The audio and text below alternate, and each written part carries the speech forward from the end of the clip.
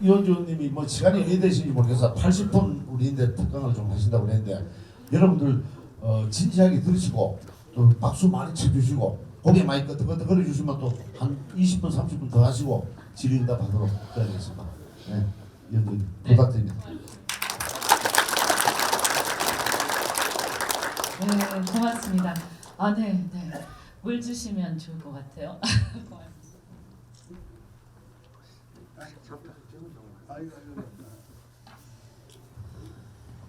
네, 너무 이렇게 환대해 주셔서 진짜 감사합니다.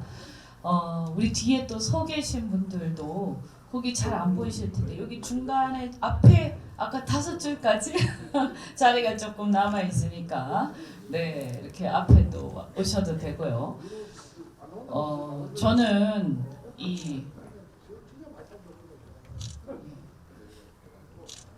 이 안동에 사실은 우리 남편하고 데이트할 때만 오는 곳인데, 네, 하회마을에 데이트할 때 가끔 옵니다.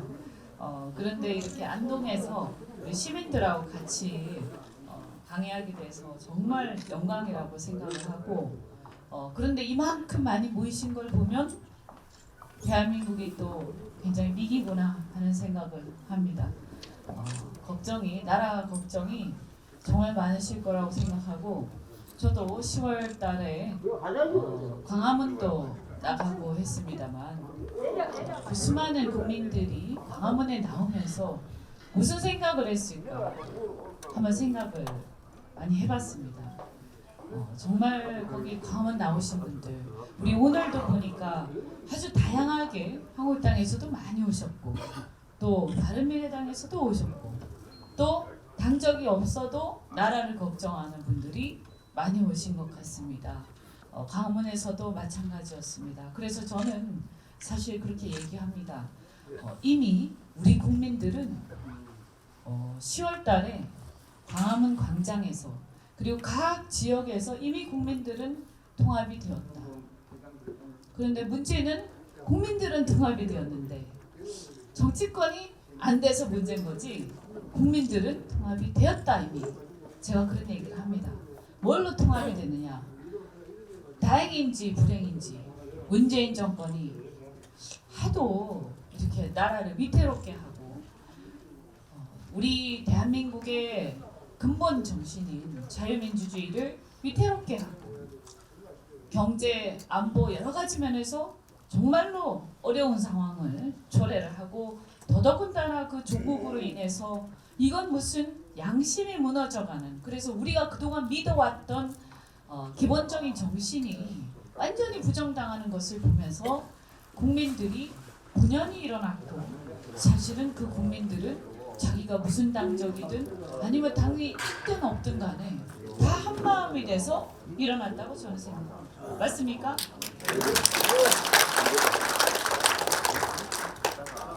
그래서 제가 조국한테 감사해야 될까 보다 이런 얘기를 했는데, 항상 제가 이 안동하면 또 의병의 고향이기도 하잖아요. 그리고 독립군이 많이 나왔다 이렇게 들었는데 이 안동 지역에 나라를 사랑하는 그 마음은 어느 지역보다도 굉장히 아주 끈끈하고 굉장히 깊다고 생각을 합니다. 지금 여기 앞에 이제 문구를 보면 자유민주주의 이런 얘기가 나오는데요. 원래 대한민국은 자유민주주의라는 그 정신 하에서 건국이 되었죠. 그렇죠? 그런데 이 자유민주주의라는 정신, 이것에 대해서 우리가 과연 제대로 알고 있었는가? 이게 뭔지 한번 생각해 본 적이 있는가? 그냥 단순히 공산주의를 반대하면 그게 자유민주주의라고 생각을 해왔던 거 아닌가? 이런 생각을 많이 하게 됩니다. 왜? 지금 우리 주변에는 개인의 자유가 침해되고 있는 많은 상황들이 벌어지고 있습니다. 네, 조금 죄송한데 지방 방송이 많이 나왔어요. 부탁드릴게요. 네. 아니 그러면 아무 양반 최근에 여러분이 그 인원고등학교 얘기 들어보신 적 있어요? 네, 인원고등학교 제가 함께하고 있는 행동하는 자유시민이라는 단체에서 그 인원고 학생들을 우리 법률지원단에서 변호를 하고 있는데요. 이제 소속도 대리도 하고 그러면서 필요한 고발도 하고 그러고 있는데 제가 깜짝 놀랐어요. 그 학생들을 제가 직접 만났는데 선생님이 수업 시간에 예를 들어서 학생들한테 일본은 나쁜 놈이야 라고 이 구호를 외치게 했다는 거예요. 그리고 학생들 수업 시간에 학생들 그 행사하는데 다 모여 있는데 그렇게 구호를 외치게 했다는 거예요. 근데 그 학생은 아마 특별하게 일본에 대해서 특별하게 나쁜 감정이 없었나 봐요. 근데 사실은 우리가 지금 과거의 일제강점기가 아니고 우리는 대한민국에서 살고 있잖아요. 그러니까 미국에 대해서든 일본에 대해서든 어떤 나라에 대해서든 그 나라를 좋게 평가하든 나쁘게 평가하든 기본적으로 국민의 자유입니다. 그죠? 그래서 무조건 어떤 나라를 나쁘게 막 몰아쳐야 되고 꼭 그런 건 아니에요. 사실은 얼마든지 다른 생각을 할 수 있어요. 그거를 갖다가 주위에서 비난할 수는 있겠지만 선생님이라는 것은 학교에서 학생을 어떻게 보면 지도하는 입장이 있기 때문에 학생들은 학종과 여러 가지 때문에 선생님 뭐라고 얘기를 하면 그거에 대해서 상당히 신경 쓰게 돼요. 왜냐하면 학종에서 선생님 평가를 하는데 그걸 잘 받아야 대학을 잘 가잖아요. 그러니까 어떻게 보면 선생님의 그 지위에 굉장히 종속적인 관계에 있는데 이 학생들이 선생님 눈치를 안 볼 수가 없어요. 그런데 선생이 특정한 생각을 학생들한테 강요하는 거예요. 그래서 그 학생이 반기를 들었어요. 나는 자유가 있다라고 반기를 든 거죠. 나는 자유가 있다. 내가 무슨 생각을 하든 이게 무슨 수업 시간에 내가 무슨 잘못된 어떤 질서를 어기거나 다른 사람한테 피해를 입히는 게 아닌데 내가 무슨 생각을 내 머릿속에서 하든 그럼 네가 왜 왈가왈부 하느냐 라고 해서 학생이 들고 일하는데 그래서 반항을 했어요. 그러니까 어떤 일이 있었냐? 제가 들어보니까 그 학교에서 선생님들이 방송을 했대요. 방송. 교내 방송. 그러면서 그 학생들이 말하는 것은 다 근거 없는 얘기들이고 학생들은 이 학생들의 얘기에 동요하지 말고 그러니까 이 근거 없는 얘기를 하는 이 학생들이 잘못됐고 그거를 선생님이 수업 시간 학교에서 방송이라는 공적인 루트를 통해서 한 거예요. 이게 뭐냐? 파시즘입니다. 내 양심의 자유가 학생들이 그걸 들으면서 자 학생들은 그걸 들으면서 무슨 생각을 했겠어요? 나는 저 학생이 맞는 것 같아. 아니야 나는 저 학생이 틀린 것 같아 라고 자기들이 다 얼마든지 생각할 수 있는 자유가 있는데 그거를 학생들보다 위에 있는 학생들을 지휘하는 어떻게 보면 지시할 수도 있고 관리하고 감독하는 그런 위치에 있는 선생님들이 그렇게 해버리면 학생들은 더 이상 자유롭게 사고하기가 어려워지죠. 그래서요 파시즘이 뭐냐? 나의 자유가 개인의 자유가 위축되고 억압되는 겁니다. 그래서 매우 불편한 상태에서 양심의 자유가 억압되니까 너무나 불편하기 때문에 다시 그 학생들이 기자회견을 하고 막 했는데 그러고 나니까 또 어떻게 됐냐? 학교에서 선생들이 친위 조직을 조직하는 것을 도와가지고 학생들을 갈라놨어요. 그래서 서로 싸운대요. 제가 그 얘기를 듣고 너무 놀랐어요. 왜 대한민국의 학교가 이렇게 됐지? 어쩌면요 여러분이 잘 신경을 안 쓰셔서 잘 모르실 수도 있는데 지금 대한민국의 수많은 학교들이 그런 상태가 되어 있어요. 굉장히 심각합니다. 뭐 그것뿐만이 아니라 우리 장로님은 여기 교회에서 나오신 분들도 계시겠지만 지금 학생들한테 가르치고 싶지 않은 여러 가지 얘기들도 그 일부 교육감이라든가 이런 사람들이 자기의 개인적인 확신을 갖고 있다고 해서 학생들한테 학생들의 생각에 맞지 않는 것을 막 강요하고 억지로 주입시키고 있어요. 제가 학교를 얘기를 들었지만 대한민국은 자유민주주의 국가인데 어느 순간 수많은 사람들이 자기의 자유를 침해당하면서 억압당하면서 살고 있어요. 그런데 이걸 누가 하고 있냐?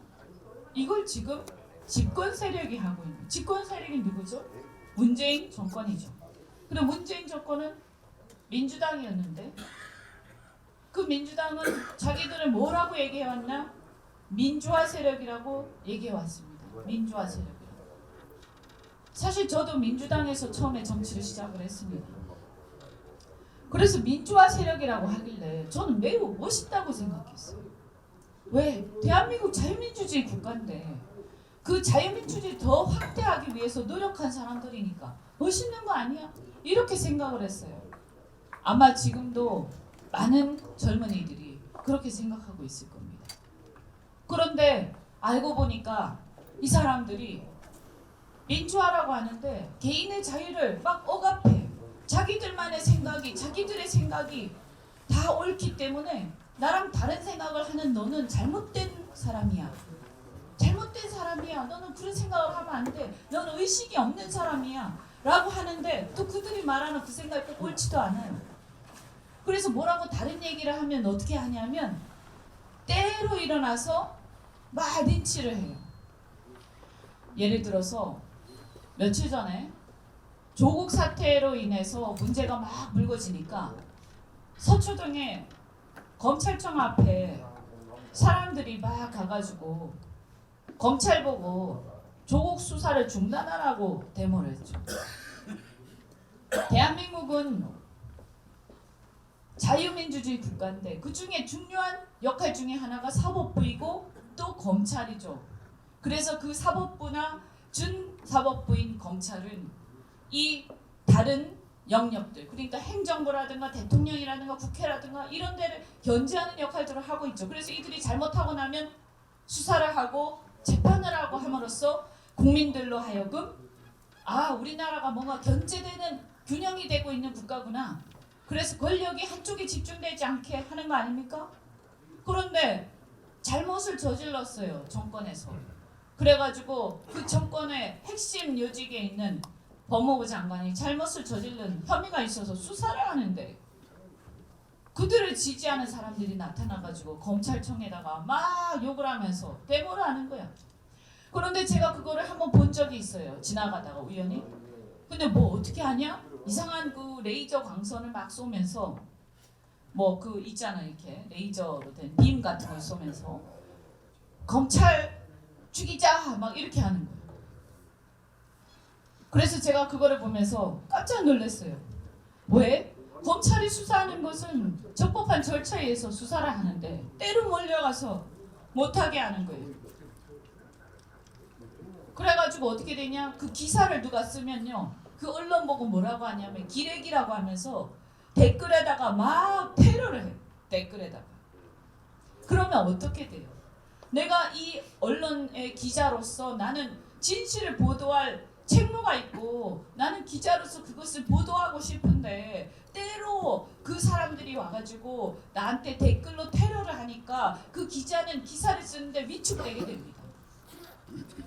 그리고 검찰은 수사를 당연히 해야 되는데 수사를 하다 말고 자꾸 그렇게 하니까 위축돼서 수사를 제대로 할 수 없게 돼요.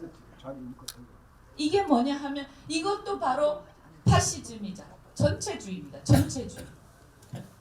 그런데 우리의 자유가 대한민국의 체제가 위협받고 있는 거 이게 사실은. 우리는 있잖아요.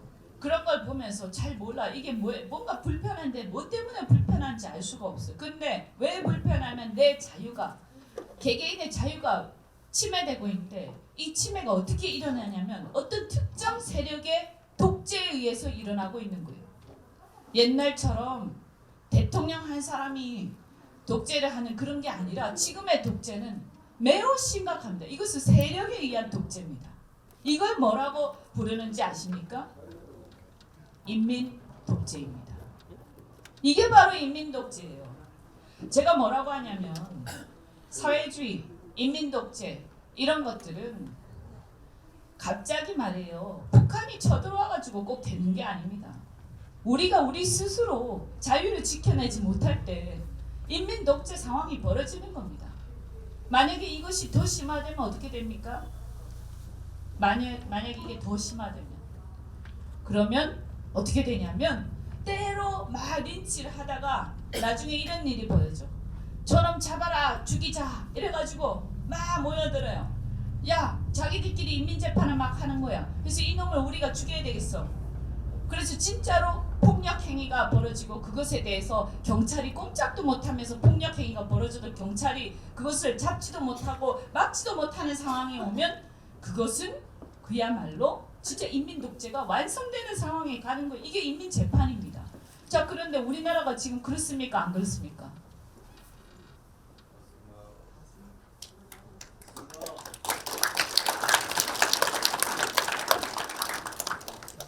대한민국이 우리 스스로 자유에 대해서 자각하지 못하고 있는 사이에 수많은 사람들이 자기 분야에서 자기 동네에서 자기의 자유로운 의사결정에 침해를 받고 있고 심지어는 말입니다. 여러분 그런 거 혹시 보셨는지 모르겠어요.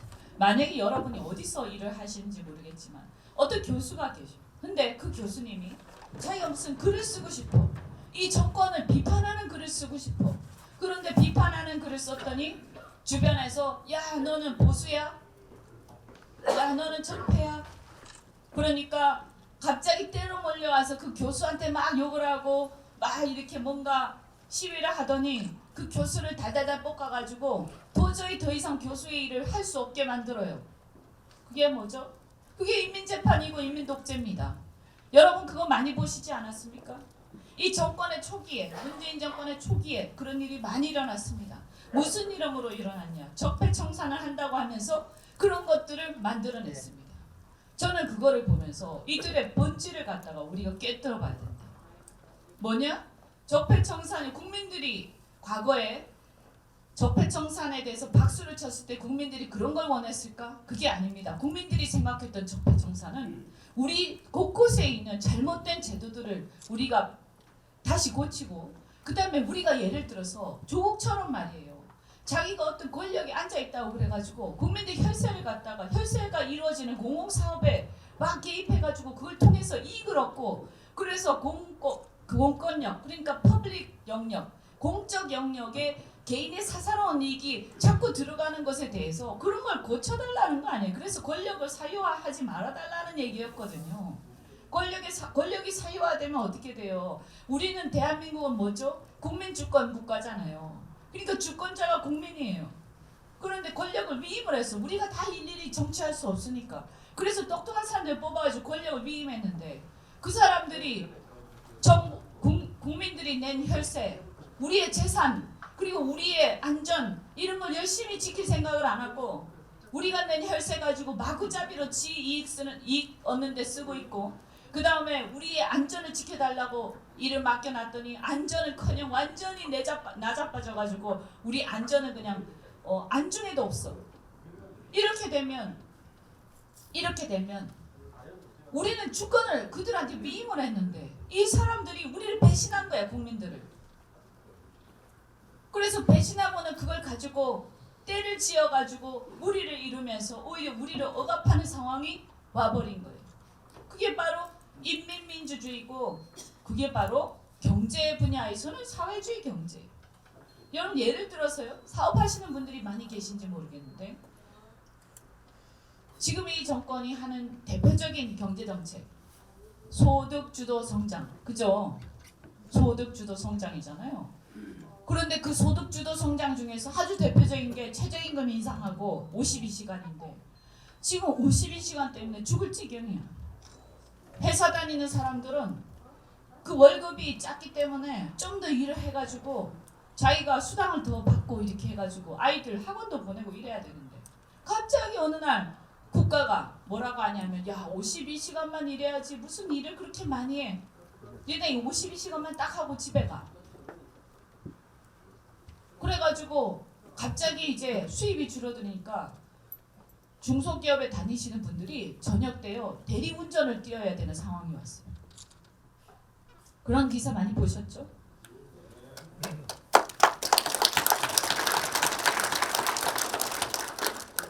근데 너무 웃기는 게 가만히 생각해 보니까 좀 우습지 않습니까?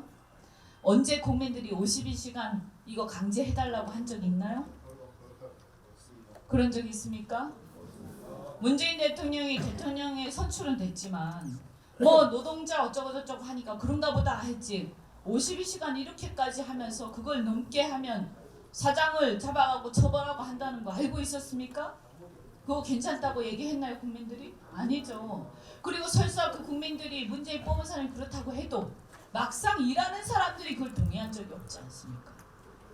그런데요 52시간을 왜 제한을 해야 되지 생각해보니까 내가 뭐 53시간 일을 하고 나면 내가 쓰러지는 것도 아니고 내가 알아서 일을 하다가 좀 힘들 것 같으면 우리 얼마든지 나 좀 요새 힘드니까 휴가 좀 주세요. 얼마든지 얘기할 수 있어요. 뭐 좀 눈치는 보이겠지만. 그런데 우리나라에서 강제 노동하는 것도 아니잖아요. 그럼 만약에 너무 한 사람이 일을 많이 하는 경향이 있어서 우리가 이걸 좀 개선할 필요가 있어. 그러면 운동을 하면 될 거 아니야. 될 수 있으면 52시간 정도만 하고 집에 보냅시다 라고 운동을 하고 권고를 하면 될 텐데 그 52시간을 딱 못 박아놓고 그거를 안 지키면 형사처벌한다고 그러니까 기가 막힌 거예요. 그래서 일자리 그 현장에서는 어떤 일이 벌어지냐면 사장도 원하지 않고 종업원도 원하지 않아. 그 제도를 아무도 원하지 않아. 누가 원하나? 민주노총이 원하죠. 민주노총이. 응? 민주노총이 원하는데 근데요 그 민주노총이 우리나라 노동자 전체를 대변합니까? 아니잖아요. 근데 지들이 뭔데 그렇게 하는 거야. 그럼 물어보면 뭐라고 하냐면 52시간을 해서 줄이면 예전에 예를 들어서 60시간 하던 데가 있으면 마이너스 7 그래서 7시간이 남게 된다. 그러니까 그 7시간을 갖다가 만약에 곱하기 해서 한 8배를 곱하면 56시간 그러니까 즉 말해서 그 8명 분의 한 명이 8명이 60시간 일하다가 52시간 일하게 되면 한 명을 더 고용할 수 있다는 거예요. 말도 안 되죠. 그래서 제가 뭐라고 했냐면 사람이 말이에요. 사람이 무슨 어디 블럭도 아니고 어디 기계 부품도 아니고 우리가 무슨 빵 쪼가리냐? 잘라가지고 붙이게? 그죠? 우리가 빵 쪼가리냐고요. 잘라서 붙이게. 그렇게 안 돼요. 그렇게 잘라서 붙일 수 있는 게 아니에요. 어떻게 되겠어요? 결국은 60시간 일하던 거를 52시간 일하고요. 그냥 안 하는 거예요. 더 이상 일을 안 하게 돼요. 왜냐하면 안 그래도 힘들거든 경제가. 그리고 어쩌면 줄여서 있잖아요. 생산성을 높일지도 몰라요. 그건 바람직한 거죠. 근데 그렇다고 해가지고 60시간 일하던 사람한테 52시간 일하는데 60시간 일하는 돈을 줄 수가 없습니다. 그러니까 내 수입만 줄어드는 거예요. 그런데 이런 거를 갖다가 아무도 논의하지 않고 자기들 멋대로 정해놓고 무조건 지키라고 강요를 하는데 근로 현장에서는 노동자들도 기가 차는 거예요. 나는 말이지 이런 거예요. 노동자들은 나는 더 일하고 싶은데 얘네 뭔데 나한테 일을 못하게 해?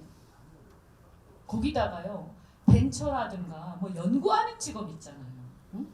그런 데는 연구하는 직업 가진 사람들은 뭔가 있잖아요. 그 일이 딱 이렇게 딱 오늘 내가 5시간을 일하다가 10시간을 일하면 연구개발이 2배가 되는 게 아니에요. 5시간 동안 아무 생각이 안 나다가 그 뒤에 5시간 동안 갑자기 생각이 나는 수가 있어요. 그죠? 그래서 그렇게 잘라서 빵쪼가리처럼 붙일 수 있는 게 아니거든. 그런데 그 사람들은 그렇게 하면 될 거라고 생각하는데 그건 뭐냐면 옛날에 마치 무슨 아주 옛날에 말이에요. 서양에서 산업혁명이 일어나던 시기 우리나라 치면 한 1970년대 공장에서 쳇바퀴 돌듯이 일하는 경우를 생각하고 얘기를 하는 거죠. 그리고 일자리가 넘쳐나는 세상에서 얘기를 하는 거죠. 정말 시대착오적이에요. 요즘의 일자리는 그렇게 이루어지는 게 아니에요. 근데 제가 왜 이 얘기를 하냐면 자유가 억압된다. 그러니까 노동자는 노동할 자유가 있는 거예요. 누가 네 보고 내 인권 일일이 신경 써달라고 그래서 나는 지금 대한민국에서는 강제 노동을 하는 시기가 아니기 때문에 다 내가 사장하고 알아서 얘기해서 하는데 누가 나한테 내 인권 신경 써달라고 하면서 내 시간을 마음대로 끊는 거야. 왜 내 수입을 마음대로 줄이는 거야. 도대체 문재인 정권 니들이 뭔데 내 노동할 자유를 뺏는 거야 라고 생각하는 거예요.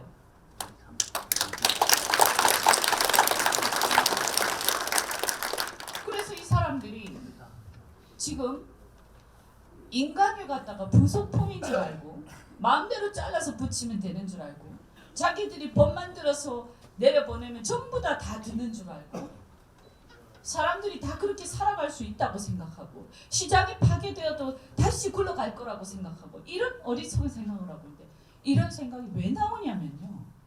이게 바로 유물론적 사고입니다. 이게 바로 사회주의입니다. 이게 바로 사람이 있잖아요. 모든 것을 뜯어 고치고 붙이고 자르고 해서 설계해서 내가 사회를 그렇게 만들 수 있다라고 착각하는 거예요.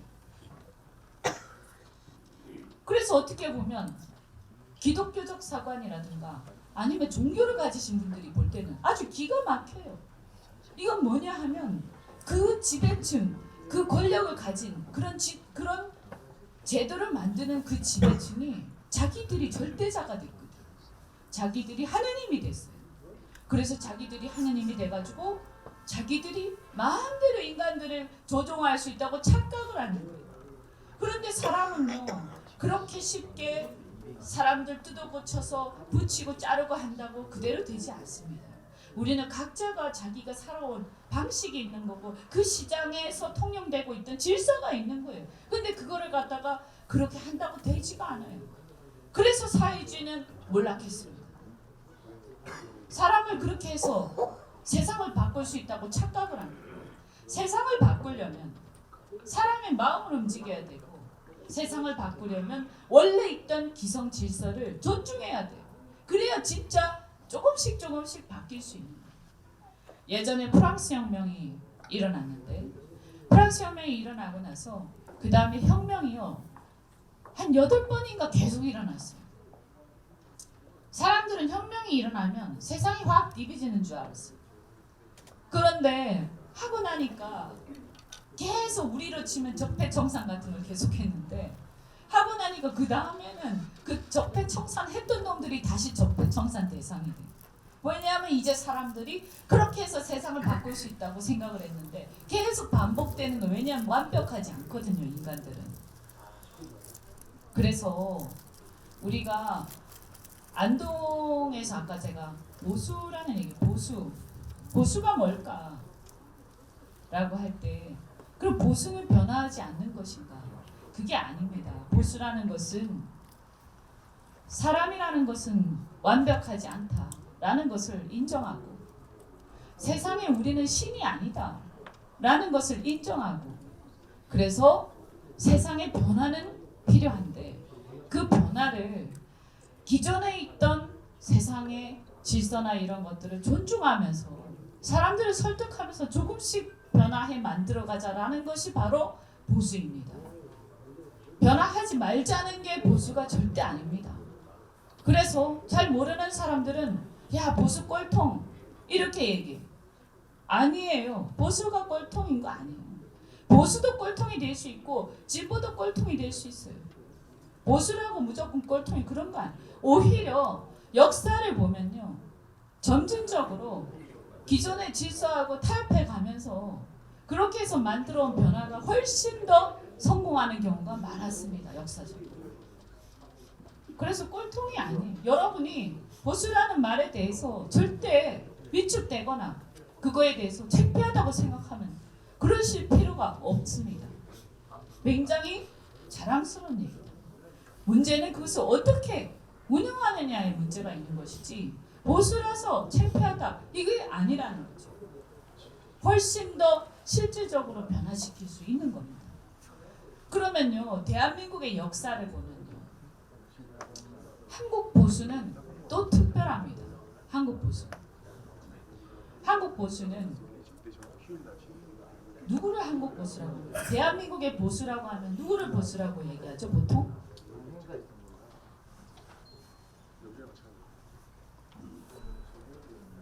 우리가 보수의 역사, 대한민국의 보수의 역사 처음에 누구를 보통 얘기합니까?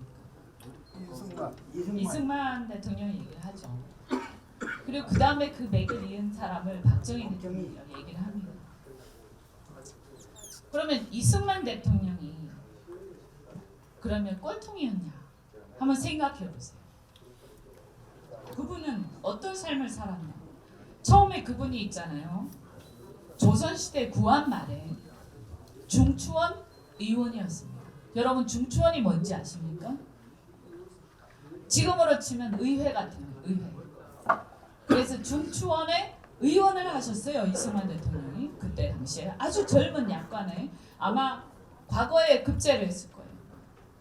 그런데 중추원이라는 게 하나의 의회 같은 거였는데 이제 고종때입니다. 그런데 이분이 공부를 해서 이렇게 쭉 역사를 보니까 서양에서 자유민주주의라는 게 나타났는데 이게 아주 훌륭한 것 같거든. 그래서 개인의 자유를 보장을 하면서 국민들의 힘에 의해서 나라를 운영해가는 이게 가장 좋은 것 같다. 그래서 이런 자유민주주의를 하고 또 나라가 근대화가 돼야 되니까 그러면 봉건적인 그 왕정을 유지해서는 안 되겠다. 왜냐하면 전 세계가 변하고 있어. 그래서 봉건왕제를 폐지를 하고 입헌군주제를 주장을 했어요. 그래서 헌법에 의해서 그 다음에 의회에 의해서 지금 말하자면 이런 자유민주주의 국가를 하자라고 고종한테 건의를 하고 막 했는데 그러다 보니까 고종이 열받았죠. 야 이 자식 봐라. 내가 아무 힘없는 왕을 만들려고 그러는 나를. 국민들을 대변하는 의회가 실질적인 국정을 논하게 되는 그런 걸 하자고 하네. 그래가지고 탄압을 받고 감옥에 갔어요. 그래서 그 이후에 보면 일제강점기가 나오고 막 하는데 제가 이 얘기를 왜 하냐면 이승만 대통령은 말이죠. 그냥 그때 그 현상을 그냥 유지하는데 급급한 그런 정치인이 아니었어요. 대한민국이 발전해 가려면 그 당시에 이제 조선이었겠지만 조선 이후에 우리 사회가 발전하기 위해서 어떻게 해야 되는지 일본이 저렇게 일제가 저렇게 발전해 가지고 저렇게 가는데 이 조선은 어떻게 갔었어야 되는지를 굉장히 고민하면서 조선의 변화를 추구한 사람이었어요.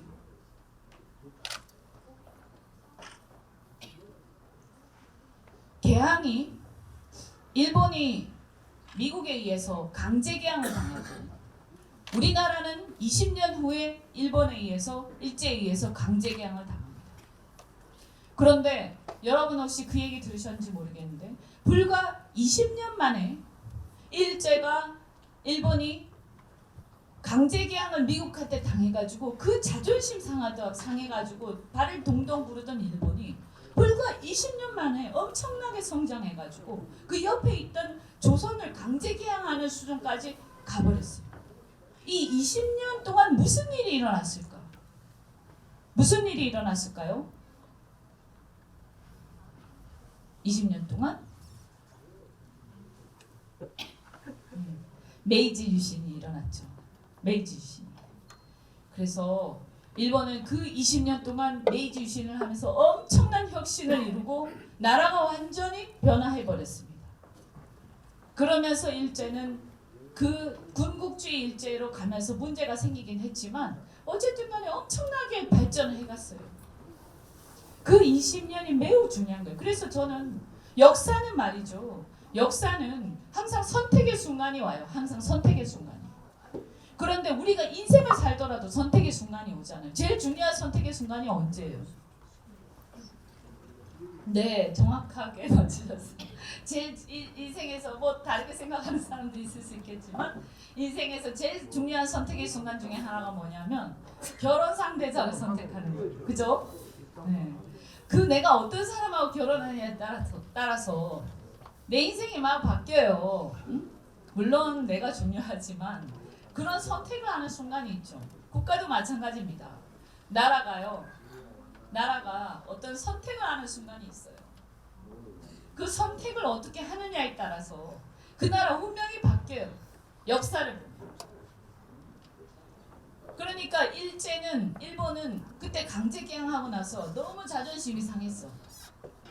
그래서 이 사람들이 이를 갈면서 여러 가지를 고민하던 끝에 거기 주류 세력들이 어떻게 됐냐? 그 당시에 젊은 일본의 주류 세력들이 들고 일어나서 그래서 메이지 유신을 만들어 갔습니다.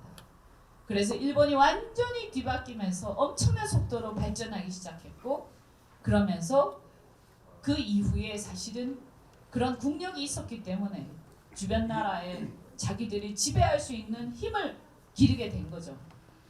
그런데 우리가 불과 20년 만에 일본에 의해서 강제 개항을 당했는데 우리는 어떻게 했는가? 우리는 그때 쇄국 정책으로 일관을 했습니다. 그래서 그 이후에 점점 더 국력이 격차가 벌어지면서 결국에는 국권을 상실하는 상황까지 갔습니다. 그러니까 이 선택의 순간이라는 것이 얼마나 중요하냐. 그런데 그 선택은 누가 하냐? 지도자가 하죠. 근데 그 지도자는 누가 선택하냐? 국민들이 아니다. 제대로 현명한 선택을 할 수 있는 국가 지도자들, 그리고 그 지도자들을 제대로 선출할 수 있는 국민들의 양식, 이게 모여서 나라의 운명이 정해지는 거예요. 왜 제가 이 얘기를 하냐면 아까 제가 이승만 얘기를 했었죠. 이승만 대통령이 그래서 자유민주주의라는 것을 젊었을 때부터 외쳐오던 사람이고, 그래서 국권을 상실한 이후에도 계속 임시정부 활동을 했고, 그러면서도 일관되게 그분은 자유민주주의를 외쳐왔어요. 그리고 나중에 해방이 됐죠. 독립이 됐습니다. 독립하고 나서 이 조선이죠. 조선이 이제 독립이 됐는데 어떤 나라를 세울 것인가. 왜냐하면 이미 왕정은 몰락을 했거든요. 그래서 이 조선 땅, 그러니까 몰락한 조선 땅에서 새로운 나라를 건설해야 되는 상황이 왔죠. 그런데 그때 말이에요. 엄청 복잡한 상황이었어요. 왜냐하면 전 세계가 공산화의 물결에 막 뒤덮였었거든요. 거의 다 시뻘겋게 변해가고 있었는데, 왜냐하면 공산화의 물결이야. 그럴 수밖에 없는 게, 여러분 한번 들어보면 얼마나 멋있어요. 모두가 평등하게 잘 산대. 모두가 평등하게 잘 산다고 하잖아요. 그러니까 그 당시에 조선 이후에 일제강점기 이후에 정말 굶주리고 못 살던 조선의 백성들이 모두가 평등하게 잘 산다고, 야 양반도 없고 쌍놈도 없고 아무것도 없는 상태에서 우리가 다 똑같이 잘 살 수 있어라고 하니까 전부 가슴이 뛰어가지고 공산주의 사회주의에 다 매몰됐어요. 그런데 지금 같으면 우리가 알죠. 실패한다는 것을. 그죠? 우리가 이미 봤으니까, 목격했으니까. 그런데 그 당시에는 실패한 거를 목격할 시간이 없었죠. 그죠? 그러니까 말만 무성한 상태에서 사람들이 너무 멋있다고 생각을 한 거예요. 그래서 그 다음에 어떻게 했냐면, 그 다음에 이제 사람들이 그러니까 공산주의나 이런 게 멋있다고 막 생각하고, 이런 와중에 이승만 대통령이 되기 전이죠. 하여튼 그분이 말이죠. 임시정부 수반이었으니까 국가 지도자의 역할을 하셨는데, 그분과 그 주변 사람들이 사회주의는 몰락한다. 절대 성공할 수 없다. 왜냐하면 모든 사람이 평등하다는 것은 거짓말이기 때문이다. 모든 사람이 평등하다는 건 거짓말이에요. 인간으로서 존엄성을 가지고 그런 의미에서 평등하다, 또는 법 앞에 평등하다, 이건 말이 되지. 그런데 어떻게 갑하고 을하고 똑같은 사람이야? 그렇잖아요. 우리 여기 계신 우리 의원님도 계시고 의장님도 계시지만 서로 능력이 다르잖아요. 그리고 좋아하는 것도 다르고 강점이 있는 것도 다르지 않습니까? 그럼 자기가 잘하는 거를 해야지. 왜 똑같이 뭐가 n분의 1로 나눈다는 게 말이 돼요? 이게 거짓말이에요. 그러니까 권력을 잡은 사람들이 내가 너를 다 평등하게 해주리라 라고 하면서, 그러니까 나한테 권력을 주세요. 그러면 내가, 당신들이 나를 뽑아주면 내가 그 권력을 가지고 당신들을 똑같이 평등하게 만들게요 라고 얘기를 하는 거죠.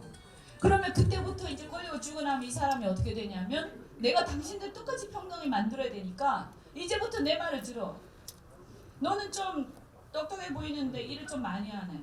그리고 얘는 보니까 좀 일의 성과가 떨어지네. 그런데 인간 다 평등해야 되니까 내가 얘 거 뺏어갖고 얘한테 주겠어. 그럼 우리는 다 행복해지는 거야. 이렇게 얘기하는 거예요. 여러분 그거를 받아들일 수 있습니까? 그게 뭐죠? 그게 사회주의. 그게 사회주의. 그런데 그런 얘기 많이 듣고 있죠 요새. 그러면 어떻게 되냐면요. 열심히 하던 사람이요.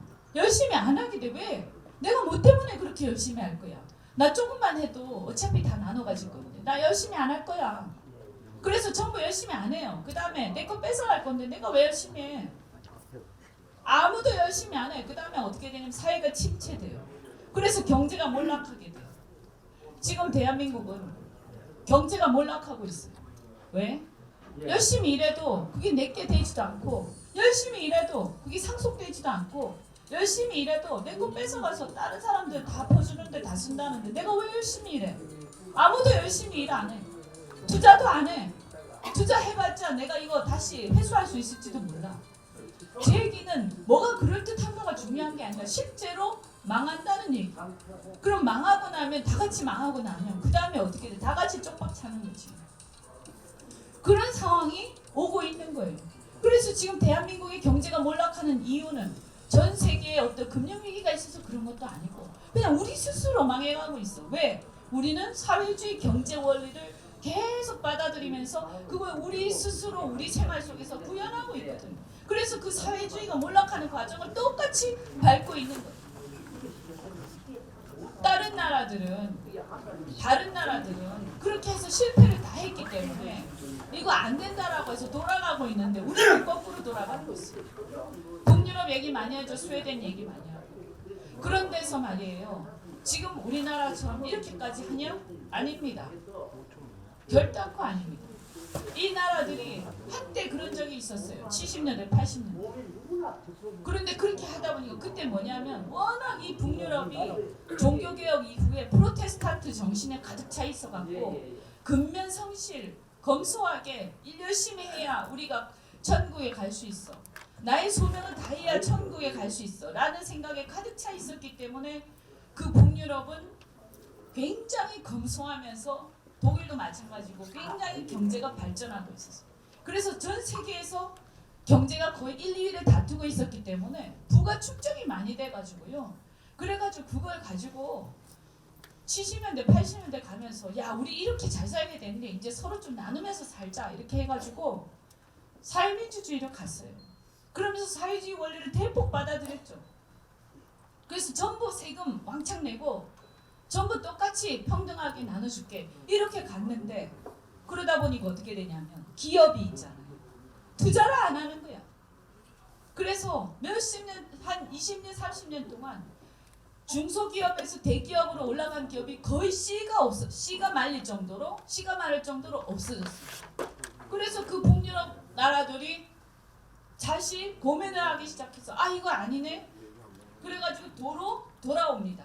역시 경제는 그 개개인의 동기를 열심히 일하고자 하는 의지를 살릴 때 경제가 살아난다. 라고 생각을 한 거예요. 그래서 다 돌아갔어요. 그런데 지금 우리만 벌써 이미 90년대 이후에 북유럽은 돌아가고 있는 거예요. 그리고 그때 동구권이 몰락해가지고 소련이고 뭐고 다 몰락해서 다시 자본주의로 가고 있는데 우리만 지금 70년대 80년대에 스웨덴 얘기를 하면서 그때로 돌아가고 있어요. 이렇게 가면 대한민국 경제는 몰락합니다.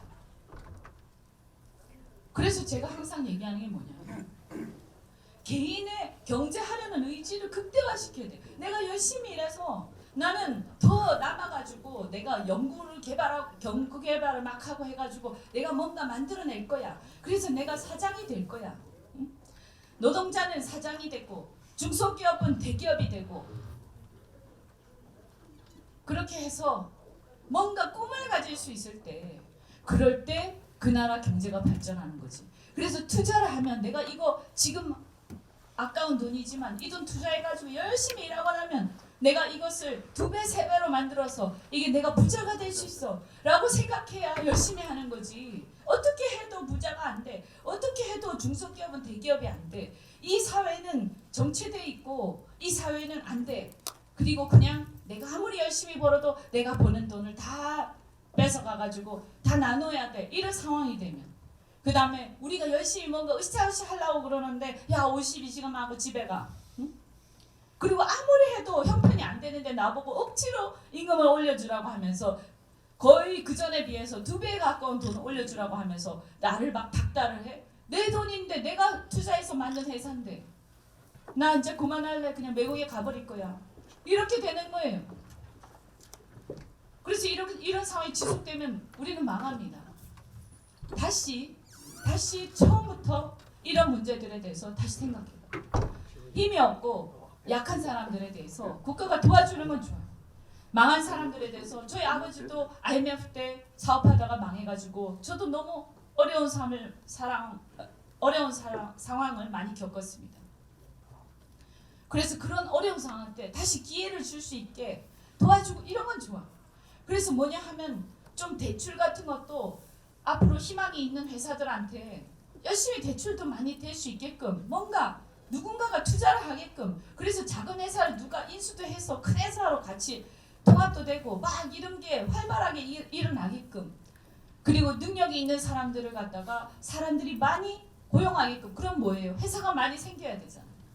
회사가 많이 생겨야 돼. 그래 일자리가 많이 생기지. 그런 상황을 자꾸 만들어줘야 되는데 지금 거꾸로 가니까 이러면 앞으로 우리는 어떻게 먹고 살 것인가. 근데 이게 뭐냐? 이게 자유가 지나치게 억압되면서 벌어지는 현상이라는 거예요. 이게 바로 자유민주주의가 제대로 구현되지 않아서 벌어지는 현상입니다. 그런데 누군가가 이렇게 얘기해요. 야 자유민주주의 하더니 보니까 말이지 그 전에 보수 정권에서 할 때 보니까 다 지친한 놈들 해가지고 이권이나 주고 그래서 자기들끼리 나눠 갖고 그렇게 해가지고 권력이 사유화되고 그러지 않았어? 그러니까 이 자본주의 폐해는 이루 말할 수가 없어. 그리고 잘 버는 놈 보니까 줄 서가지고 계속 권력에 줄 서가지고 어디선가 이권을 얻어내고 정보를 얻어내가지고 성공하던데 그게 무슨 좋은 일이야. 자본주의는 문제가 있으니까 우리 사회주의로 가자. 이렇게 얘기하는 사람이 되게 많은데요. 여러분 여기서 정말 중요한 거는 지금 문제가 있다라고 금방 제가 얘기한 그것은 자본주의의 문제가 아니에요. 시장경제의 문제가 아니에요. 그건 뭐냐면요. 정실주의의 문제. 우리나라는요. 대한민국은 자유민주주의가 건국되면서 왔기 때문에 이제 70년밖에 안 됐잖아요. 그죠? 그러니까 사실은 국민들이 자유시장 경제의 경쟁과 그리고 자유민주주의가 뭐 어떤 것인지 잘 모릅니다. 그러다 보니까 그냥 공산주의에 반대하는 거 북한이 쳐들어와서 우리가 너무 힘들었기 때문에 공산주의에 반대하는 게 자유민주주의의 다라고 생각해요. 당연히 자유민주주의는 공산주의에 반하는 거죠. 반대하는 거죠. 왜냐하면 자유가 없기 때문에 공산주의는. 그렇지만 그게 다가 아니에요. 자유민주주의, 자유시장 경제라는 거는요. 우리가 말이에요. 아까 얘기한 것처럼 우리는 경쟁을 하는 거예요. 공정하게 경쟁을 하는 거예요. 그래서 거기서 열심히 일해서 성과를 낸 사람들이 성공하고 그래서 그 사람들이 커지는 사회를 말하는 거예요. 그런데 거기에서 이권이 들어가고 권력이 들어가고 그래서 권력에 줄 서고 잘 보인 사람들이 다 해먹는다면 그거는 자유시장 경제가 문제라서 그런 게 아니라 정실주의, 그러니까 자유시장 경제를 제대로 운영하지 않기 때문에 벌어지는 문제예요. 그러면 사회주의 한다고 막 하면서 내가 너희들을 다 평등하게 하리라라고 하면서 나한테 권력을 맡기세요. 그래서 평등하게 내가 나눠줄게 라고 하다 보면 오히려 말이에요. 평등하게 나눠주는 그 사람의 힘이 제일 세집니다. 그죠? 근데 네가 뭔데 우리를 평등하게 나눠줘? 나중에 그런 생각 들지만 이제 무서워서 말 못 꺼내요. 그러면 그걸 평등하게 나눠주는 사람한테 내가 조금이라도 더 받으려면 일을 열심히 해서 조금이라도 더 받는 게 아니라 그놈한테 잘 보여야 조금이라도 더 받거든. 그러니까 이제는 훨씬 더 그전보다 권력에 잘 보이려고 줄 서려고 난리가 나는 거예요. 그냥. 그래서 마치 우리가 태양광이다 뭐다 요새 보는 것처럼 무조건 자기들끼리 다 해먹는 거예요. 북한을 보세요. 김정은 주변 사람들이 다 해먹어요. 러시아를 보세요. 푸틴 주변 사람들이 다 해먹어요. 중국을 보세요. 시진핑과 그 주변의 공산당 간부들의 아들들이 다 해먹고 있어요. 이게 바로 사회주의 공산주의의 본질이 권력을 갖다가 우리가 가지고 있는 권력이 국민 주권이에요. 국민 주권. 그죠? 주권은 우리한테 있는 거야. 근데 나라가 우리 건데 우리가 일 잘하라고 맡겨놨을 뿐이면 어떻게 해야 돼? 감시를 철저히 해야지.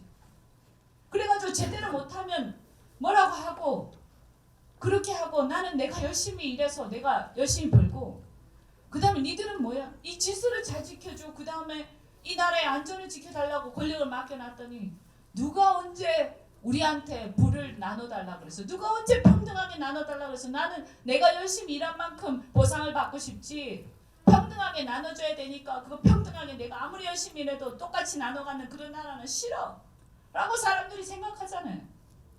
그런데 억지로 평등하게 나눠준다고 하고 그렇게 하니까 뭐가 좋은가 보다 라고 생각하면서 나는 경쟁하는 게 싫어. 사실 일 안 하고 대충 하면서도 똑같이 받았으면 좋겠어. 이런 내 속에 숨어있는 나의 간사한 이 마음 때문에 우리가 그들한테 권력을 줘버린 거예요. 그리고 나니까 우리는 어떻게 됐냐? 그들의 노예가 됐어요. 이제 그들끼리 다 해먹으면서 우리한테 항상 속상입니다. 우리가 당신들을 평등하게 해줄 거야. 너희들한테 평등하게 나눠줄게. 그 일 안 해도 똑같이 나눠줄 테니까 일 안 해도 돼. 다 같이 망해도 괜찮으니까 일 안 해도 돼. 라고 얘기하면서 다 보장할게. 국가가 국민의 삶을 책임지는 국가가 될 겁니다. 라고 거짓말을 해요. 국민들한테.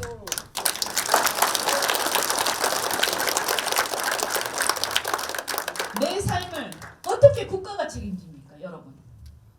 내 삶을 어떻게 국가가 책임집니까? 내 삶은 1차적으로 내가 책임지는 거예요. 그리고 대한민국의 운명도 누가 책임진다? 국민들이 책임지는 겁니다. 주권자가 누굽니까? 국민입니다. 주권자는 국민이에요. 그 지배층이 아니에요. 우리는 그들의 노예가 아니에요. 그들한테 권력을 다 맡기고 내 삶을 네가 책임져줘. 나는 일 안 하고 놀고 있을게. 그 다음에 국가의 안전이 어떻게 되더라도 안보가 개판이 되더라도 니들이 우리를 책임질 테니까 우리는 신경 끄고 있을게. 이러면 안 되는 거예요. 나의 안전은 누가 책임지는 겁니까? 내가 책임지는 거예요. 그래서 내가 일일이 그거를 하고 있을 수 없기 때문에 우리가 그냥 맡겼을 뿐이에요. 그들한테 위임했을 뿐이에요. 그래서 내 안전을 책임져 달라고 했더니 내 안전은 고사하고 완전히 그냥 나자빠져 있어. 그러면 어떻게 해야 됩니까? 허되게 야단쳐야죠. 야 임마 너희들한테 우리 안전을 맡겨놨더니 어떻게 뭘 하고 있는 거야 도대체. 네가 주인이야? 라고 우리는 외쳐야 되는 겁니다.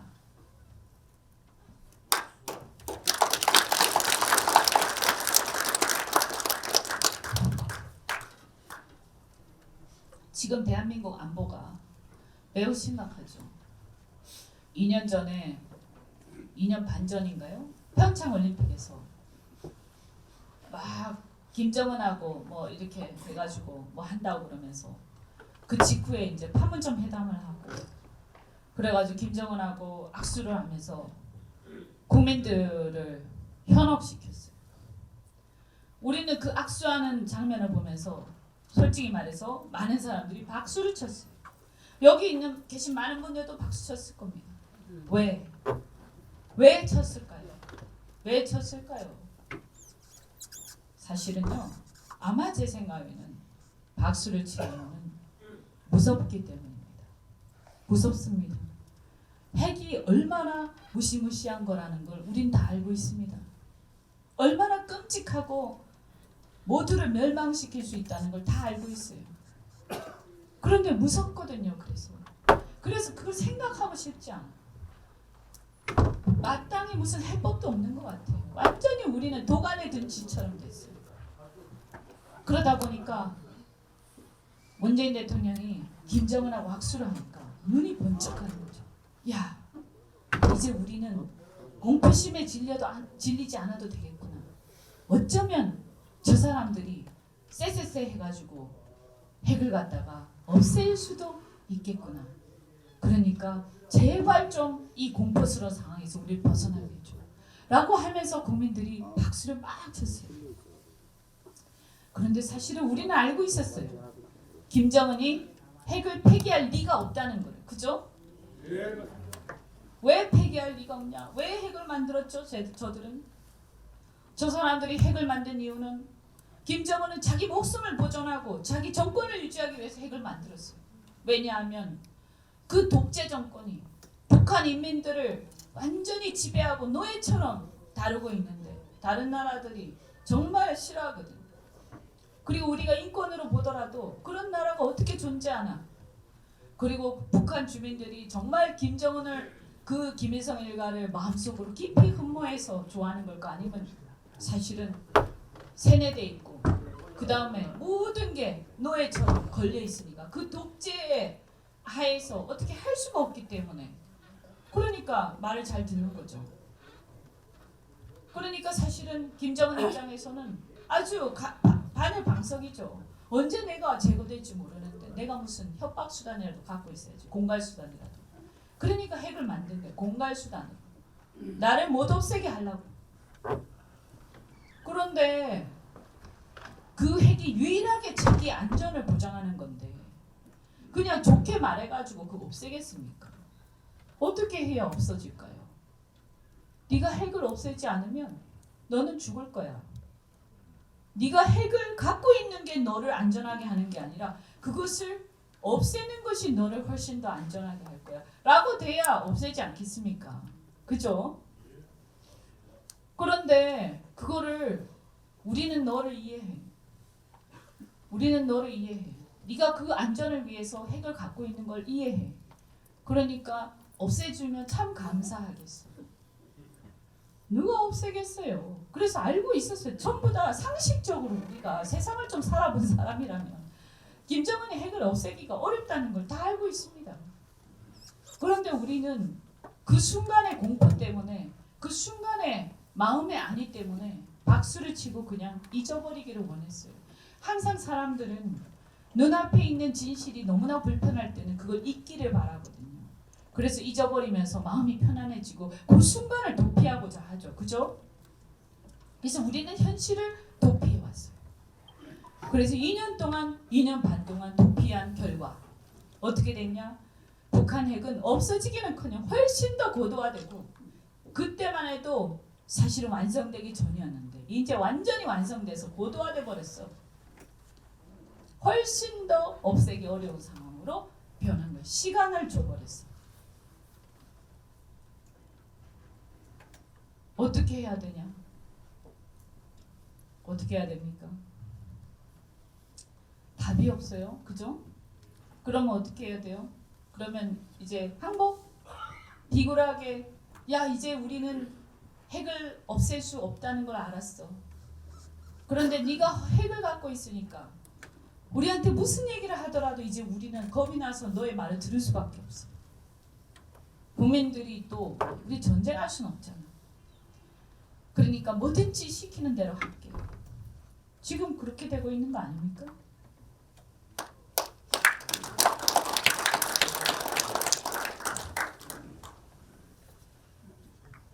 정신을 바짝 차려야 돼요. 그래서 지도자가 중요한 거예요. 그 지도자의 어리석은 결정 그걸로 2년 반 동안 우리는 사실 그전에도 마찬가지. 그전에도 마찬가지. 5년짜리 대통령이 자기가 5년 동안 임기 동안만 조용하면 돼. 사실 그 다음에 무슨 일이 일어나든 그건 좀 둘째 부차적이고 내가 5년 동안 대통령으로 있으니까 이 5년 동안만 별일이 없으면 돼. 이런 거 아닙니까? 솔직한 말로. 응? 그래서 저는 너무 화가 나요.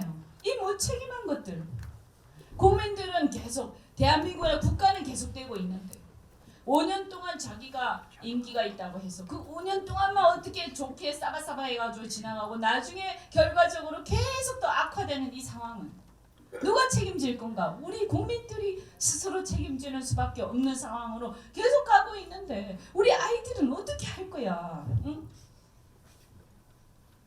만약에 개인을 가지고 볼 때 이런 상황이 지속된다면 여러분 어떻게 하겠습니까? 우리 집 주변에 강도놈이 있는데 너무나 흉악스러워. 정신을 못 차리고 남들을 때려 죽이는 놈이야. 근데 그놈을 놔두면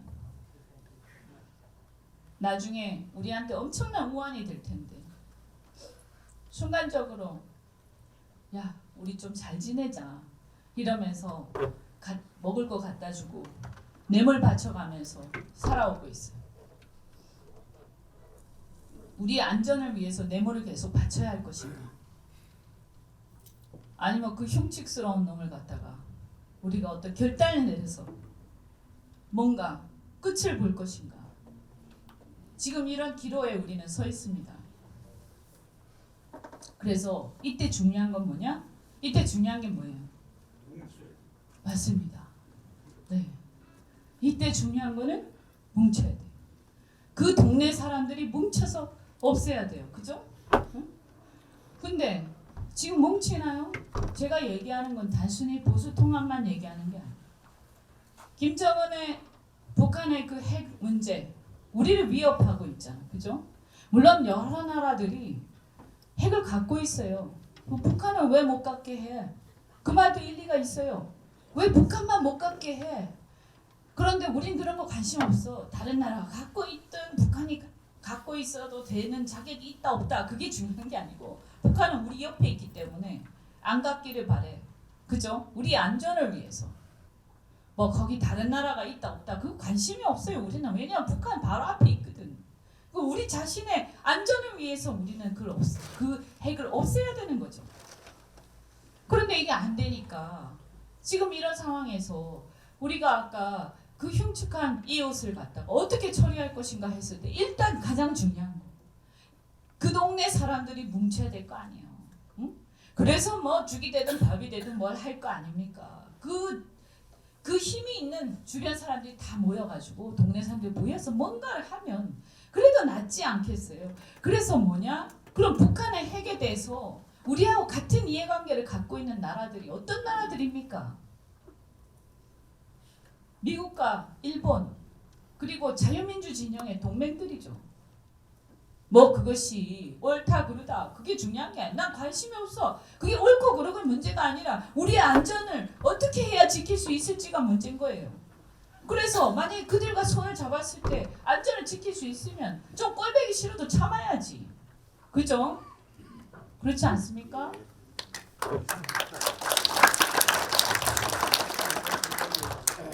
그래서 어쨌든 뭐 핵을 없애든 아니면 무슨 일이 벌어지든 아니면 우리도 핵은 핵으로 대응한다. 저놈이 하도 흉측스러우니까 어떻게 해요? 그 이웃이 하도 흉악하면 우리도 아주 등발도 좋고 힘이 센 경호원을 하나 데려다 놓으면 되죠. 보안 요원을. 그죠? 그러니까 핵은 핵으로 대응한다. 강대강으로 견제한다. 그래서 핵이 있어요. 그럼 우리도 핵 개발을 하든 핵을 갖다 놓든 해가지고 균형을 맞춰야 되는데 거기서 가장 중요한 게 뭐냐? 우리 혼자 못합니다. 그걸 관철시키는 건 우리 혼자 못합니다. 반드시 일본하고 협력해야 됩니다. 반드시 일본하고 왜? 이해관계가 똑같거든요. 북한의 핵에 대해서 공포심을 갖고 있는 나라는 우리만 있는 게 아니라 일본도 있습니다. 그런데 미국은 좀 입장이 달라. 왜냐하면 태평양 건너에 있기 때문에 솔직한 말로 그 건너갈 틈이 없어요. 태평양 건너서 핵무기가 못 떨어집니다. 그 안에 다 죽습니다. 그래서 쏘아서 바로 격추당하지. 미국하고는 솔직히 말해서 자존심 문제지. 여러 가지 물론 괌이라든지 여러 사람들이 미국도 안 좋아하지만 우리하고는 차원이 달라. 그 긴장의 정도가. 그래서 북한 핵에 대해서 가장 민감한 게 우리하고 일본하고 똑같은 생각을 하는데 왜 우리는 이 민감한 시점에 일본하고의 군사동맹을 해지하려고 하는가? 지소미아 파기는 왜 하려고 하는 거죠? 이상하지 않습니까? 뭐 옛날에 일제강점기 얘기를 하면서 뭐 무슨 강제징용 막 얘기를 하는데 아이 그래 다 좋은데 누가 그거 잘했다는 건 아니죠. 그리고 우리도 받을 거 받아야 돼요. 다 하는데 그건 옛날 얘기인데요. 과거사. 갑자기 말이죠. 과거사를 꺼내면서 그걸 가지고 일본하고 또 이렇게 뭐 옥신각신 하는 것까지는 이해가 가는데 그걸 가지고 그걸 빌미로 해가지고 군사 협력을 깬다? 너무 이상하죠. 그래서 저는 의심합니다. 강하게 의심합니다. 그렇게 할 리가 없어. 만약에 이들이 정말로 우리로부터 권력을 위임받아서 우리 국민들의 안전을 가장 중시하는 권력자들이라면 그렇게 저렇게 할 리가 없어. 저걸 깨는 이유가 뭐지? 이 상황에서 갑자기 뜬금없이 과거사 얘기를 하면서 과거사하고 현재의 군사 동맹하고 같습니까? 다릅니다. 그죠? 과거의 일본은 군국주의 일본, 전체주의 일본. 그때 일본의 만행은 이루 말할 수가 없습니다. 그래서 우리도 매우 비판적으로 생각하고 아마 상당한 시간 동안 그 원한이 쉽게 없어지지 않겠죠. 그렇지만 지금의 일본은 우리하고 같은 자유민주주의를 지향하는 국가죠. 그리고 우리하고 여러 가지 면에서 같은 이해관계를 갖고 있죠. 그러니까 생각해보면 북한하고 힘을 합해가지고 일본의 경제 침략을 막아내야 된다는데 생각을 해보면요. 경제 침략이 뭐죠? 경제 침략? 일본이 우리를 어떻게 경제 침략하고 있습니까? 경제를 침략한다는 게 말이 됩니까? 우리는 저 사람들의 용어에 속아서 안 돼요. 경제를 침략한다는 건 있을 수가 없어요. 예를 들어서 우리가 핸드폰을 쓰는데 핸드폰 안에 부품이 일제가 엄청나게 많아. 우리 핸드폰 안 쓸 겁니까? 그러면 우리가 그걸 다 국산합니까? 예를 들어서요. 여러분 볼펜은 여기 이 물병이 있죠. 이 물병에 여기 보면 이 밖에 병은 PT 석유화학으로 만든 거고 이 안에 물은 제주 삼다수니까 제주도에서 나온 모양입니다. 그런데 이거를 만약에 한 사람이 만든다고 생각을 해봐요. 제주도에 바리바리 가서 물을 길어오고 이거 플라스틱 만들어야 되니까 이거 하나 만드는데 얼마나 시간이 걸릴까요? 얼마나 한 사람이 이걸 만들려면 얼마나 시간이 걸리고 얼마나 많은 돈을 투자해가지고 겨우 이거 한 병을 만들겠어요. 그러니까 어떻게 합니까? 이 플라스틱을 싸게 만들 수 있는 대량 생산하는 공장에다가 부탁을 하고 물을 생산하는 곳에다가 부탁을 하고 그렇게 해서 난 다 모아가지고 이것을 조합을 해가지고 이걸 만들어서 파는 거예요. 또 파는 사람 따로 있어. 전부 다 자기 역할을 다르게 분업을 해가지고 사실은 예를 들어서 볼펜 하나를 내가 순전히 처음부터 끝까지 볼펜 심부터 해가지고 플라스틱까지 내가 직접 만들어내려면 수십 년이 걸리고 그거 하나 만드는데 볼펜 하나 만드는데 수십억이 드는 거를 하나에 몇백 원짜리 볼펜을 하루 만에 우리는 가지고 살 수 있죠. 한 몇 초 만에. 그죠? 그런 거잖아요. 그러면 마찬가지예요. 이 금방 제가 물도 얘기하고 볼펜도 얘기했지만 이거를 갖다가 우리는 지금 전 세계가 분업을 하고 있는 거예요. 그러니까 일본에 가서 사는 게 일본 거 사는 게 훨씬 싸고 그 부품을 사는 게 훨씬 더 우리한테 더 이익이 되고 우리가 스스로 생산하는 것보다 그 부품을 가지고 와서 조립하는 게 훨씬 우리한테 이익이 되고 그러면 갖고 와서 그렇게 하는 거지. 이게 옛날에 조선시대도 아니고 누가 그거를 다 국산화해서 하나요? 지금 어느 시대를 살고 있는 거예요. 그렇게 해서 이익도 안 남는 거를 만들어내면 우리 회사들은 다 망하는 거 아닙니까? 그래서 말이죠. 이런 말도 안 되는 얘기를 하면서 국산 제품을 만들겠다?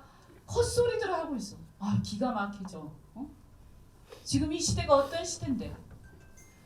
그런데 그렇게 하면서 지금 아까 얘기한 것처럼 일본하고의 군사 협력을 파기를 하고 그렇게 하고 있는데 제가 볼 때는 아무리 생각해도 이해가 안 되는 합리적으로 생각했을 때 경제 침략이라는 건 아니고 경제 분업만 있는 거예요. 경제 분업만. 지금 이 시대에는 경제 침략이라는 게 있을 수가 없는 거예요. 무슨 침략이에요? 제가 르노 그룹에서 일을 했습니다. 예전에 르노 그룹에서. 그런데 그 르노 그룹에서 일을 할 때 르노 삼성 자동차에 르노가 투자를 해서 그래서 제가 삼성 자동차에 파견 근무를 왔어요. 그래서 파견 근무를 하는데 그때 삼성 자동차가 다 망했어. 그죠? 여러분 기억나실 거예요. 부산 시민들이 삼성차를 살려주세요라고 부산 시민들이 전부 다 연대를 만들어가지고 삼성자동차를 살리기 위해서 투자할 만한 외국계 투자 회사를 갖다가 물색해달라고 막 그러고 해가지고 결국 르노가 인수를 했는데 그때 박수 치고 난리가 났어. 이제 살았다 이러면서. 왜냐면 투자를 받았으니까. 그죠? 그런데 그 다음에 한참 동안 잘 나가다간 회사가 이제는 임금이 너무 높아져가지고 자동차 회사에 갖고 재미보기 힘든 상황이 됐고 그래서 갈수록 힘들어지고 있어요. 사실은. 그런데 어느 날 보니까 너무나 슬픈 일이 몇 달 전에 르노 삼성자동차 앞에서 민주노총이 데모를 하더라고. 그러면서 그 민주노총이 뭐라고 하냐면 우리는 프랑스의 식민지가 아닙니다. 그러니까 프랑스 기업 르노는 물러가라 라고 데모를 하는 거죠. 그 물러가면 어떻게 되죠? 망하는 거죠. 경제 침략입니까 그게? 그 르노가 삼성자동차를 인수한 게 침략입니까 그게? 뭔가 잘못됐어요. 그죠? 경제 침략이란 지금 이 시대에 없습니다. 우리가 좀 손해보는 게 있을 수 있죠. 협상하는 과정에서. 그 잘하면 되는 거야. 그리고 만약에 우리가 대량 생산하는 게 더 나은 게 있으면 전략적으로 투자해서 하면 되는 거야. 근데 그거를 가지고 그 시장을 가지고 경제 침략 운운하는 것은 정말로 시대착오적이고 시장을 모르는 짓들이죠. 그래서 이런 것들을 가지고 그 얘기를 하면서 정말 중요한 군사 그 협력을 지소미아를 파기라고 하는 걸 보면서 도대체 이들은 뭘 하고 있는가? 우리가 굉장히 의심이 되잖아요. 그래서 나라가 정말로 그러면서 뭐라고 하냐면 북한하고 협력해서 평화 경제를 통해서 이 상황을 극복하겠다. 이렇게 얘기를 하죠. 그런데 저는 묻고 싶은 거예요. 우리는 북한하고 같은 민족입니까? 네, 아니에요. 민족이 뭐죠? 우리가 북한하고 조선시대 같은 나라였죠. 근데 지금 대한민국하고 북한은 같은 나라입니까? 아닙니다. 물론 우리 헌법에는 한반도와 부속도서라고 나와 있죠. 하지만 국가라는 것의 가장 중요한 것은 바로 국가 공동체의 합의입니다. 우리는 어떤 나라를 만들어서 어떤 삶을 살 것인가에 대한 국민들의 합의입니다. 그 합의를 우리는 자유민주주의라는 가치를 가지고 합의를 했습니다. 그거에 대해서 물론 그 당시에 우리가 분단되지 않고 통일된 자유민주주의 국가로 갔더라면 더 좋았겠지만 현실적으로 그 당시에는 불가능한 상황이었어요. 왜냐하면 그들이 이미 다른 길로 가고 있었기 때문에 그냥 가다 보면 같이 공산화되는 수밖에 없었거든요. 그러니까 자유민주주의 국가로 가려면 결단을 해야 되는 상황이었어요. 그래서 아쉽지만 남한의 단독 정부가 출범을 했고 우리는 자유민주주의 국가로 지금까지 이어져 왔습니다. 그 사이에 정말 수없이 많은 일들이 있었고 산업화라는 산업혁명이 있었고 그 산업혁명 과정에서 또 여러 가지 그늘도 있었고 그래서 그 과정의 이후에 민주화라는 것도 이뤄냈고 그런데 그 민주화를 하면서 어떤 일이 있었냐 국민들은 자유를 확대해달라고 요구를 했는데 그 민주화를 주도해왔던 세력들 중에 일부는 자유의 확대가 아니라 반공정권을 무너뜨리는 데만 관심을 갖고 있었던 세력이 있었습니다. 그리고 그들은 반공정권이 무너지자 이제는 원래 생각했던 사회주의라든가 사회주의 경제라든가 이런 북한하고의 다시 연방제 통일이라든가 이런 것들을 외치면서 가는 사람들이 생겼습니다. 그런데 그 사람들이 너무 많아져서 이제는 집권하는 상황까지 왔습니다. 이제 우리는 뭐냐 하면 이대로 가면 결정해야 됩니다. 사회주의를 계속할 것인지 아니면 연방제 통일이라는 것을 갑자기 던졌을 때 우리는 어떻게 할 것인지 홍콩이 일국양제가 안 된다는 것을 지금 보여주고 있는데 홍콩의 민주화 시위가 일어나고 있죠. 자유를 달라고 하고 있죠. 이게 뭐냐 하면 자유가 박탈된 국가와 자유가 있는 나라는 공존할 수 없다는 거예요. 같은 나라 안에서. 그거를 홍콩이 보여주고 있는 거예요. 그걸 보면서 만약에 우리 앞에 그런 일이 벌어지게 되면, 왜냐하면 우리의 지도자들이 그것을 외치고 뜬구름 잡는 일을 하면서 우리를 글로 끌고 갔을 때 이제 우리는 어떻게 할 것인가? 거기에 봉착해 있는 거예요. 매우 심각한 상황, 국가 공동체 합의가 깨지는 상황에 지금 와 있는 겁니다. 그럼 어떻게 해야 됩니까? 아까 뭉쳐야 된다고 했는데 그냥 뭉쳐집니까? 자, 나를 중심으로 뭉쳐라. 나를 따르라 하는데 나를 따르라 하는 사람을 보니까 별로 그렇게 따르고 싶지 않아. 그럼 뭉쳐집니까? 모두가 자기 걸 내려놔야 뭉쳐지는 거 아닌가요? 국민들은 이미 광화문에서 뭉쳤는데 왜 정치권은 뭉치지 않고 그러고 있는가? 그럼 결국 뭐냐? 제가 볼 때는 기득권을 내려놔야 뭉칠 수 있는 거예요. 그리고 누구도 잘한 게 없어. 솔직히 말해서 저는 제가 민주당에 과거에 있었지만 아니 한국당, 새누리당 솔직히 말해서 이 사태에 대해서 상당한 책임이 있는 거 아니야?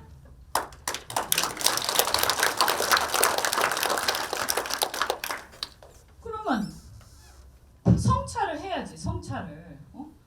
뭐 미방이고 친방이 전 잘 모르겠어요. 그런데 뭘 그렇게 잘했다고 서로 싸우고 있어? 뭘 요구하는 겁니까? 이래가지고 나라가 망하면 보수가 망하는 게 아니라 나라가 망하는데 이제 어떻게 할 거예요? 이 나라 경제는 계속 사회주의로 물들어가고 있고 계속 민주노총인가 좀 노동인권이 중요한 게 아니라 완전 노동 기득권자가 돼가지고 우리 국민들 위해 군림하고 있고 학교에서 아이들은 이상한 교육을 받으면서 정말 자유가 억압되고 있고 어느 순간 우리가 정신을 못 차리고 있는 동안에 한 10년, 20년이 지나가면서 나라가 이 꼴이 됐는데 심지어 예전에 87년에 민주화운동을 했던 사람들조차도 그들이 말한 민주화운동이 이게 아니었다면 자유를 확대하자고 얘기를 한 거였지 이건 아니었다면 그들도 일어나야 되는 거예요. 그래서 저 정신 나간 사람들을 정말 말로는 민주화운동 하면서 사실은 그 기득권을 울고먹기만 하고 정말 국민들이 그때 자유를 확대해달라고 했는데 오히려 자유를 억압하면서 내가 너희를 평등하게 하고 국가가 너희를 책임질 테니까 니들은 우리한테 세금만 바치면 돼. 그리고 나라 안전이 어떻게 되든지 말든지 내가 알아서 할게. 이런 사람들한테 지배당하는 노예가 되면 안 되지 않겠습니까?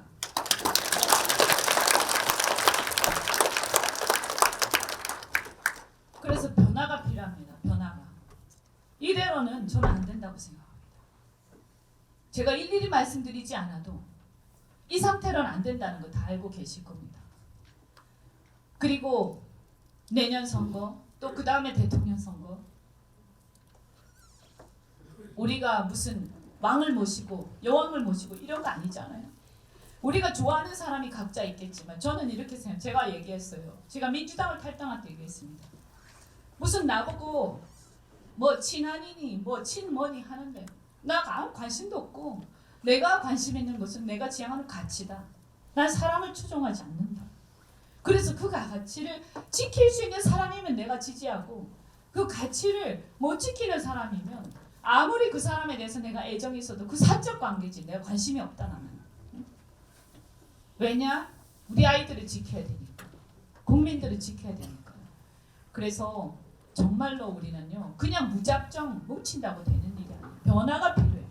그래서 변화를 주면서 그 변화를 통해서 국민들한테 희망을 주면서 우리가 그걸 통해서 뭉칠 수 있으면 뭉치고 또 뒤로 물러날 사람들은 물러나고 또 젊은 사람들을 많이 등용을 해가지고 대한민국의 변화를 주도를 해야 됩니다. 그래야 선택을 받고 그래야 우리는 살아날 수 있어요.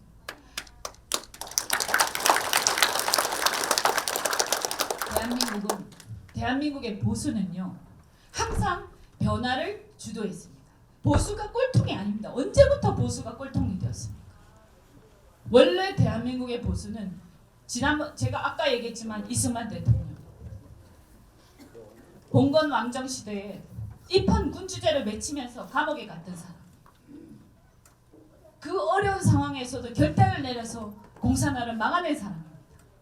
온 사람들이 뭐라고 하고 공격을 해도 자기가 꿋꿋하게 참아내면서 간 사람. 그 이후에 여러 가지 문제가 있지만 그것만 해도 저는 매우 위대하다라고 생각합니다. 박정희 대통령도 마찬가지예요. 변화를 주도한 사람이에요. 정말 지지리도 못 살고 굶어 죽던 사람이 있던 그 시대에 대한민국의 산업혁명을 만들어내고 기업가들을 키우는 그 사기를 만들어내고 사람들의 사기를 진작시키고 사람들을 우리도 잘 살 수 있다. 우리도 한번 해보자 라는 생각을 하게끔 만든 사람이에요. 우리 앞으로 갑시다 라고 한 사람이지 우리가 갖고 있는 거 울고먹으면서 마음껏 이걸 누립시다 이렇게 한 분이 아니에요. 그래서 그 뒤에도 마찬가지예요. 민주화 세력이었던 YS도 마찬가지입니다. 물론 그분에 대해서도 여러 가지 얘기가 있지만 그럼에도 불구하고 시대의 변화를 이끌어갔습니다. 시대의 변화를 이끌어갔습니다. 근데 대한민국의 보수가 힘이 없어지고 한 것은 시대의 변화를 이끌어가지 못했기 때문입니다. 어느 순간부터 기득권에 안주하면서 그냥 선거운동만 열심히 하고 권력을 빼앗아서 우리가 더 누리자 이런 똑같은 생각을 저놈도 죄송한데 똑같은 생각을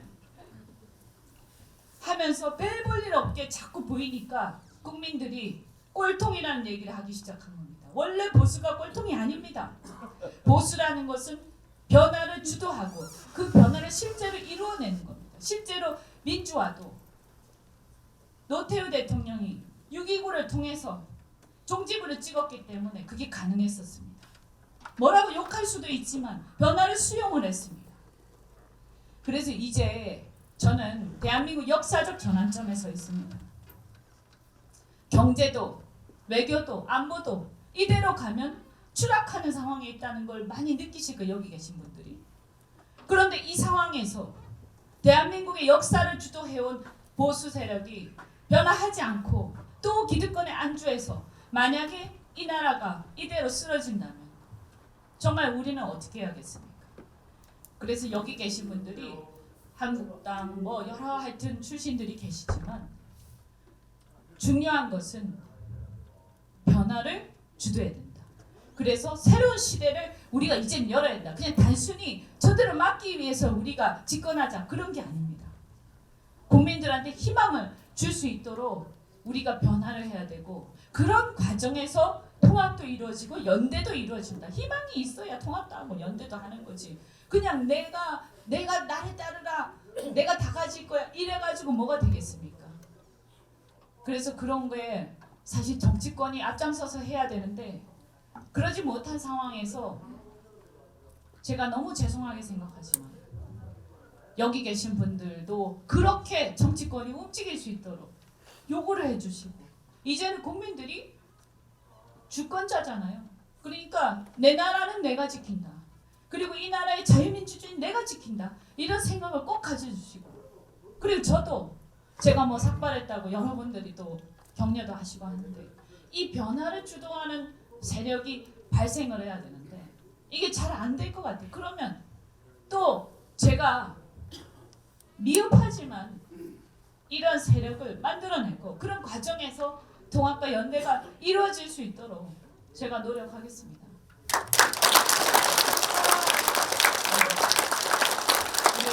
오늘 이렇게 함께 해주셔서 너무나 감사드리고 다시 한번 말씀드립니다. 대한민국의 주인은 여기 계신 분들입니다. 함께 내년에 큰 승리를 이룰 수 있도록 하겠습니다. 고맙습니다.